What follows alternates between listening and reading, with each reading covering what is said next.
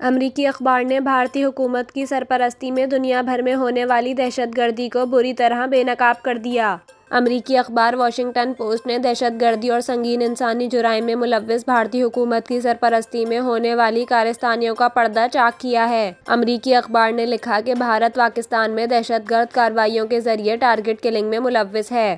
Report کے مطابق بھارتی خفیہ ایجنسی را نے اجرتی قاتلوں کے ذریعے پاکستان میں 6 افراد کی ٹارگٹ کلنگ کی۔ اپریل 2024 میں لاہور میں تانبا، جس کا اصل نام عامر سرفراز ہے، اس کو گولیوں کا نشانہ بنایا گیا۔ اخبار نے لکھا کہ بھارت نے امریکہ، کینیڈا اور مغربی ممالک میں بھی ماورائے عدالت قتل کروائے۔ کینیڈا اور امریکہ میں بھارتی خفیہ ایجنسی را نے سکھ رہنماؤں کو قتل کیا، جبکہ را کے افسر کاوش یادو نے نیویارک میں سکھ علیحدگی پسند رہنما پر قاتلانہ حملے کی ہدایت جاری کی۔ امریکی اخبار کے مطابق کینیڈین حکام نے بھی بھارتی سفارتکاروں اور را کی دہشت گردی کو بے نقاب کیا۔